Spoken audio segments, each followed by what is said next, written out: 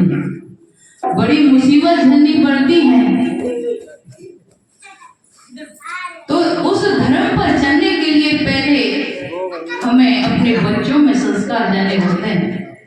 संस्कार की भी 4 पाठशालाएं होती हैं।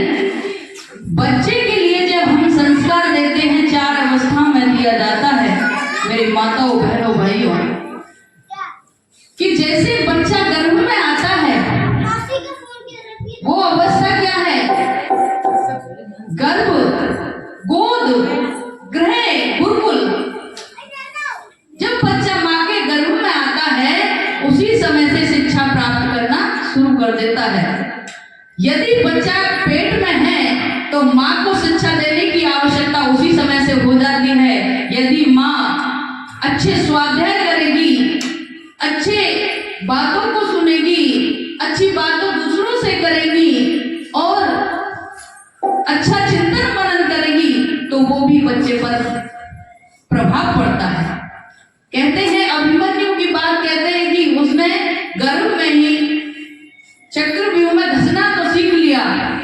यानी अर्जुन चक्रव्यूह की घटना सुना रहे थे, कोई बात बता रहे थे युद्ध में, युद्ध करने की अपनी पत्नी को, तो उन्होंने जैसे घटना सुनाई थी तो चक्रव्यूह में धंसना तो सुन लिया था, लेकिन उसकी माँ सुनते सुनते सो गई, उससे निकलने का तरीका नहीं सुना। तो इसीलिए तो अभिमन्यु मारा गया था। कहते हैं उसने गर्भ में ही वो शिक्षा प्राप्त करी थी धंसने की, लेकिन वो निकल ना पाया था। तो इसी तरह से बच्चे पर प्रभाव संस्कारों का भी हमारे गर्भ में से ही शुरू हो जाता है। फिर गोद में आता है बच्चा, जैसे पैदा हो जाता है, अच्छी अच्छी लोरियां सुनाएं, अच्छी बातों को कहें, अच्छे वातावरण में रहे और बच्चे को जो घर का माहौल है जहाँ भी बच्चा रहे वहाँ का भी वातावरण बहुत अच्छा रहे, अच्छी बातें करें, किसी भी महान पुरुष की करें, चाहे कोई स्वाध्याय करें, किसी ग्रंथ का पाठन करें या यज्ञ हवन कर किया जाए उस परिवार में, तो बच्चा बुद्धिमान होता है। उसी समय से उसे की बुद्धि पर प्रभाव पड़ने लगता है। और बच्चा जब चलने लगता है, माँ अपने बच्चे को क्रांतिकारियों की, महान पुरुषों की अपने इतिहास सुनाने लगे तो उस पे भी बच्चा सीखता है कि मेरी माँ ऐसे सिखाया करती। माता जीजाबाई ने अपने बच्चे को छोटे से ही शिक्षा दी थी। जब वो बहुत क्रांतिकारी महान योद्धा बना, जिसने किले पर अपना झंडा गाड़ा और मुगलों का शासन इतना जबर जोर से युद्ध लड़ा कि उनके छक्के छुड़ा दिए थे। तो इसी तरह से फिर गुरुकुल में पढ़ने लायक जब बच्चा होता है तो आचार्यों के पास, अच्छे आचार्यों के पास प्रवेश कराएं। हम ये नहीं कह रहे गुरुकुल में ही पढ़ाएं, अगर विद्यालय में भी पढ़ाएं, उन आचार्यों के पास पढ़ाएं जो अच्छे संस्कारवान हों। बहुत आचार्य ऐसे होते हैं, शिक्षक अंग्रेजी शिक्षा देकर के नियुक्ति तो दे जा सकते हैं, लेकिन व्यवहार और संस्कार नहीं डाल सकते। इंग्लिश मीडियम में बच्चा को पढ़ाते हैं, डिग्री प्राप्त करा सकते हैं, नौकरी प्राप्त करा सकते हैं, लेकिन हमें कैसे जीना है, जीवन जीने की कला नहीं सिखाई जाती है। वो गुरुकुलों में सिखाई जाती है या कोई अच्छे आचार्य हों वो शिक्षा देते हैं।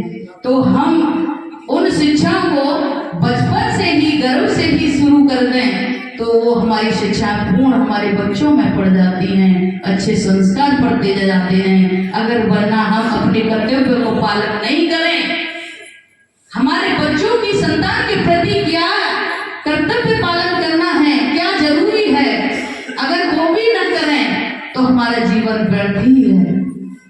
जैसे दिन होता है, सुबह होती है और दोपहर होता है, शाम होती है और अक्सर रात हो ही जाती है, ऐसे ही हमारा जीवन है।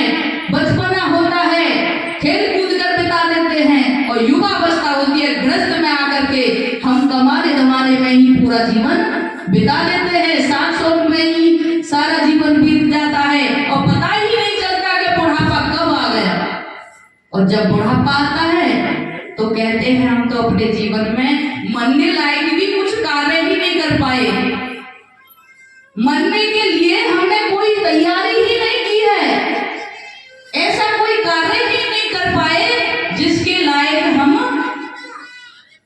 जनता के लिए याद लायक हो जाते कि जनता हमारा भी कोई इतिहास याद करती कि उसने, वो महान पुरुष ऐसा था, उसने अपने संतानों के प्रति ऐसा किया, उसने अपने गांव के प्रति ऐसा किया, उसने अपने समाज के प्रति ऐसा किया, उसने अपने प्रदेश के लिए ऐसा किया, उसने अपने देश के लिए ऐसा किया। महाराणा प्रताप को क्यों याद करते हैं? क्योंकि राज्य के लिए उसने अपने स्वाभिमान के लिए अपने सिर नहीं झुकाया अकबर से। भगत सिंह को क्यों याद करते हैं? अपने देश को आजाद करने के लिए उसने अधीनता स्वीकार नहीं की, अंग्रेजों की अधीनता स्वीकार नहीं की।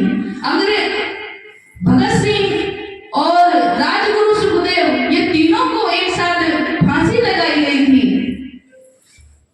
और कहते हैं कि पंडित लेखराम क्यों याद करते हैं उनको? क्योंकि अपने धर्म के बचाने के लिए उन्होंने अपने प्राणों की आहुति दी मेरे भाइयों। इसी तरह से संस्कार यदि माँ नहीं डालती, उनके पिता नहीं डालते, तो वो भी हमारी तुम्हारी तरह ही जीवन जी के चले जाते हैं। कितने ही लाखों लोग रोज मरते हैं, किसका नाम इतिहास में लिखा जाता है?